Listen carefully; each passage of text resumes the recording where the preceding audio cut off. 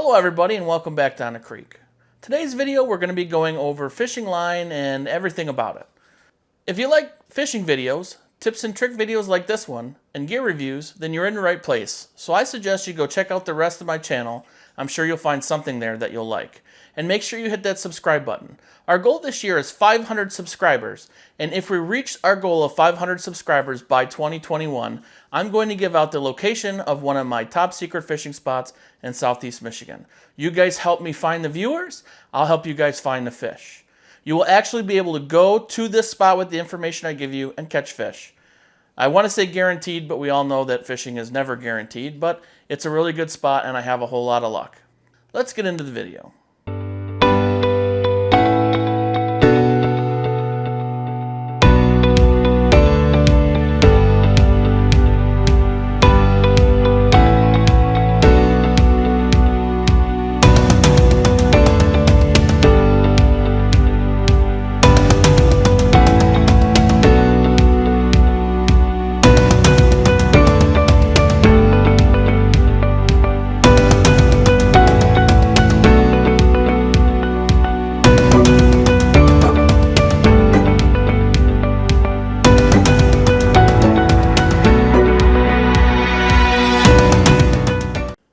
One of the things that you'll find as you grow in this hobby is you're going to accumulate a lot of gear. One of those gear items being line. You're going to grow a whole various assortment of lines for different situations. And once you grow to the point where I am, I pretty much know what I want, I know what I like, and I know what I use, and I generally keep a bunch of what I know, like, and use on hand. That being said, there's got to be somewhere for me to store this, and believe it or not, proper line storage is a very important thing. If you store it in direct sunlight or in the incorrect conditions, it can actually degrade over time, which means the money that you invested into buying your assortment of line can be very easily wasted because a spool line will go bad before you intend to use it, and then either you lose a bunch of fish or you end up throwing it out and buying a new one. Now there's many different ways to store line. The way that I use is homemade. I use a threaded rod like this and all the line slides onto it. And then in my shop where I keep my fishing stuff, I have a rack, which I'll throw a picture up here for you to see of what it looks like. And I'll store it on that rack so that I can access it easily. A lot of people will store it in their tackle box. And some people will even store it in a stow compartment on their boat. The only major thing that you really don't want to do is store your line in direct sunlight. Storing your line in direct sunlight can easily degrade the line. You also want to make sure you store it in a cool, dry place. If it gets too hot, it can degrade the line, and if it's wet continuously over time, especially braids will absorb moisture, can mold and degrade. So whenever you're picking out your line selection, make sure you think about how you're going to store it and make sure that you store it properly. One of the very first challenges you'll have when getting into fishing is learning what type of line to use in what situation. There's many different brands, types, and test lines, pound test lines, that you can use, and you're going to need a variety.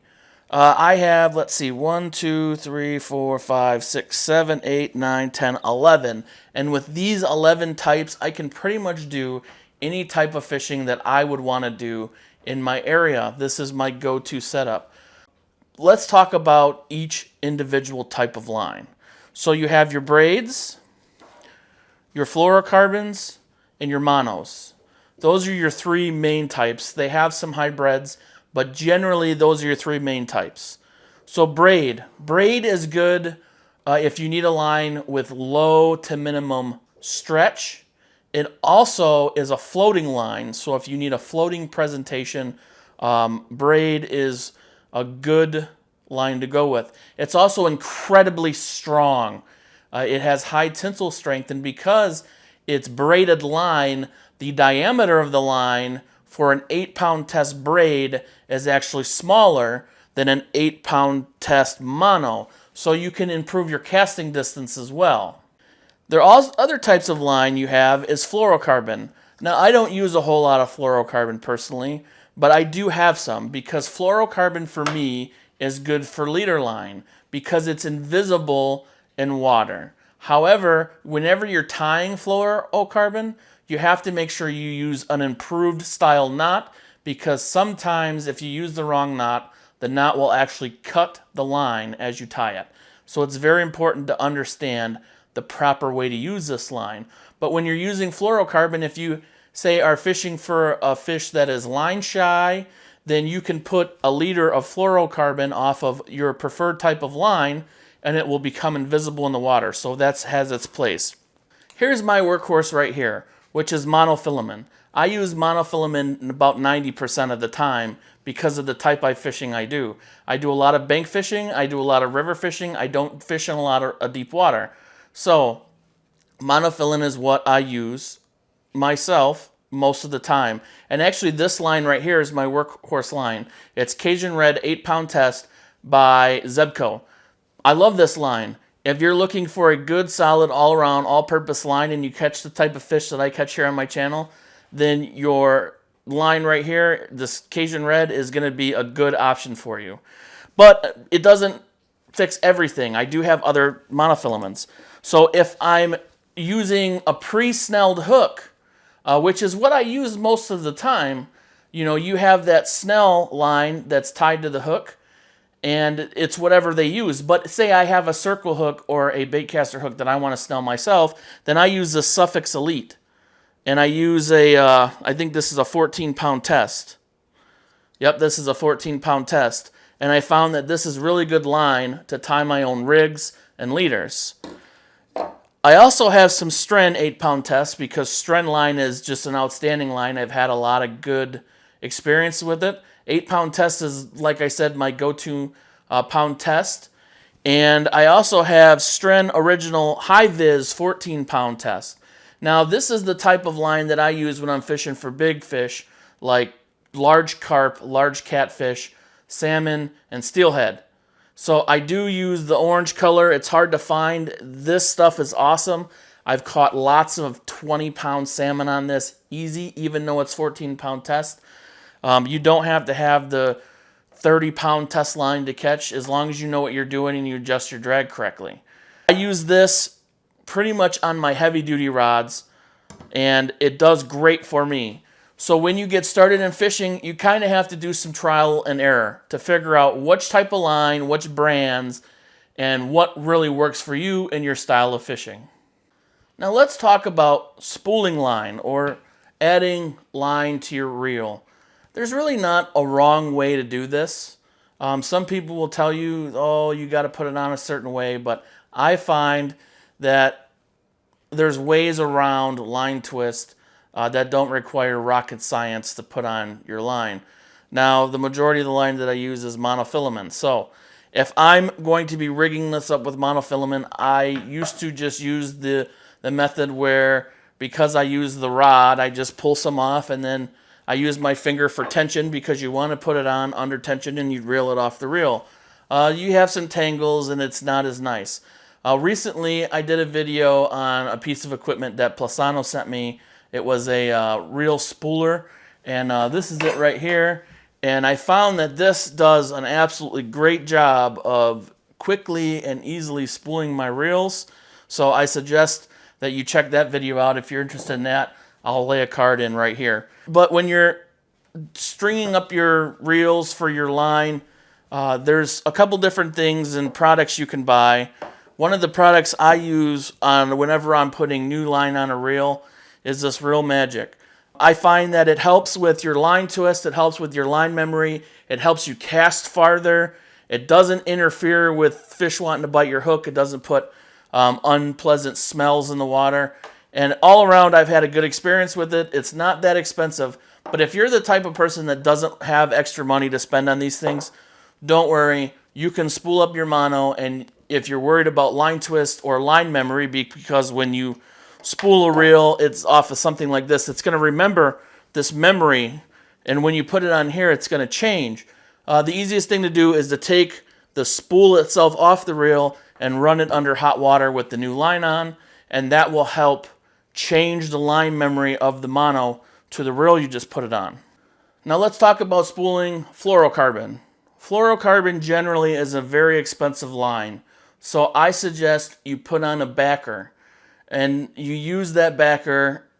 Honestly, I only run a liter of fluorocarbon. I don't use a full spool of fluorocarbon. Now, I know that there's situations that you're going to want to use that, but in my case, in my styles of fishing, a liter is plenty fine for me. But if you wanted to spool up your reel, I suggest you do some research on using backer line and learning a double uni knot to connect the two types of line together.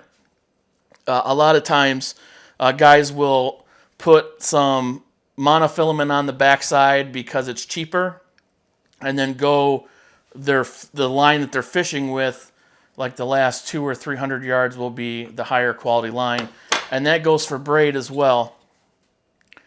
And you know what, with braid, you can get a lot of times where you're fighting the fish. If you don't put a backer on, the fish will take line out even though your drag's not spinning, because the braid won't grip the reel like it should.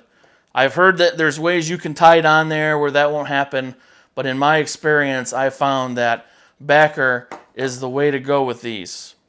So you've been fishing for a while now, and your next question may be is, how often should I change the line on my reel? And the short answer is about every 1 to 2 years, I tend to refresh my reels with new line. Now, there's a lot of times that I don't make it to that time point.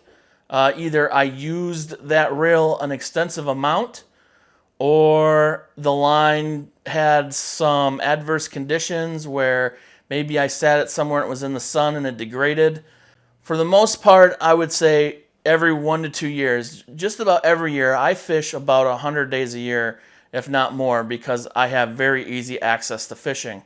So I'm changing mine every year. At the end of the year, I go through all my reels, I oil them up, and I usually add new line. Sometimes the reason that I run into where I would change it before, maybe halfway in the year, is either I was using the rod, I got either a lot of snags, I got had a lot of break-offs, or I was having a lot of issues. If you have a lot of snags, a lot of times it'll run your line down on your spool, and as you change rigs, you're going to cut line, and slowly throughout the time period, your line is constantly refreshing, because as you use it and cut it and change it, you're shortening the length and you're opening up the back end of the spool. Well, eventually a time comes where you're going to cast it out and you're going to look at your spool and you're going to be able to see your spool through the line, and that's definitely time to change it. Matter of fact, I changed the line on this rod today because I was fishing yesterday and I could see through when I cast. I said, oh, that's no good. And the problem with being able to see through is you don't have a lot of line on this reel, and if you came into a situation where you had a large fish and he needed to take drag, he could potentially spool you and you would lose that fish. So I always try and keep up on line changes. Another way is, like I was saying, is your line degraded, and a good thing to do to check it is just take the line and run it through your fingers. As you run it through your fingers, you're going to be able to notice whether there's nicks in the line, whether it feels dry rotted, whether it feels brittle. There's going to be simple changes. And another thing you're going to want to do is wrap it in your fingers and pull on it and see if it breaks easy. If you're having a lot of knots fail, that could be time to change your line. So there's a lot of different ways to check your line, but it's very important that you keep good solid line on your reels so that when you're fishing, you get the best performance out of your rod and reel combo. It's only as good as the weakest link, like anything else. So if you've got a $100 rod and a $100 reel but 25 cents worth of line, because it's all rod and no good, then your rod is basically worth 25 cents. So make sure that you have good line, a decent reel, and a decent rod. And just because I said the rod was $100, most of my combos are 80 bucks. That's with the rod and the reel. I'm an Ugly Stick fan, and I'm a Shimano Sienna fan. And they're about $40 a piece. You can buy them in Walmart.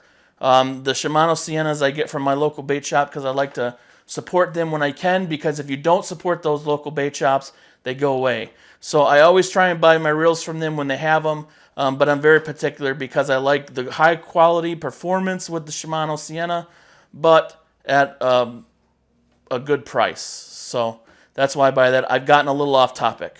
Let's get back into line. Let's dive in a little bit more on line selection. So when you're selecting your lines, you may notice that each line has this is 8-pound test. So this is saying that it will support 8 pounds.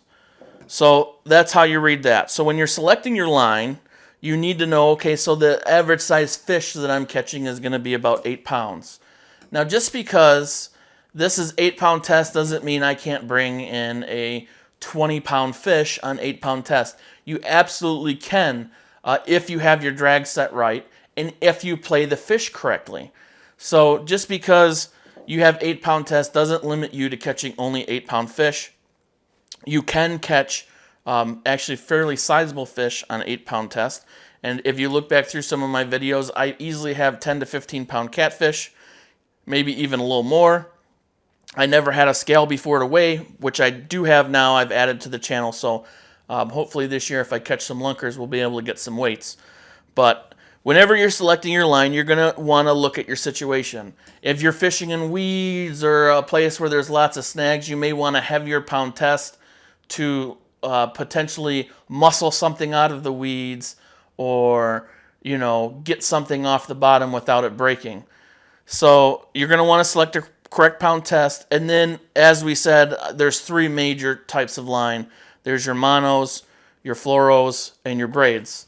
So whenever I'm using a monofilament, which is most of the time, I'm not fishing deep water, and it's just an average fishing situation for me. I do a lot of bank fishing, so I don't have to deal with super deep water. I don't have to deal with super high currents. I do fish in some currents sometimes, but I would still use a mono. I just put on a little bit heavier weight mono and maybe use a bigger sinker to hold it to the bottom. Now your fluorocarbons. For me, fluorocarbons are great for leader line. A leader line, explained, is basically the line from the hook to a swivel would be your leader line. And that just gives you a distance between the main line and the hook, and fluorocarbon will disappear in water. It's invisible. You can't see it. So that will help with bite-shy fish, and really shy fish are hard fish to catch because either they're line shy or just a heavily fished area. You may be more successful using a leader mono from fluorocarbon, a fluorocarbon leader. And then you have your braids. And I've used a variety of brands. I've got some Spectra here, Power Pro, Premier Series, and then some of my higher quality brands, Suffix, and actually the Power Pro is a higher quality brand. And I find that when it comes to braid, they're pretty tough. I got some Spectra from Gander Mountain when it was going out of business, and I haven't used it yet, but it looks like a pretty high quality line.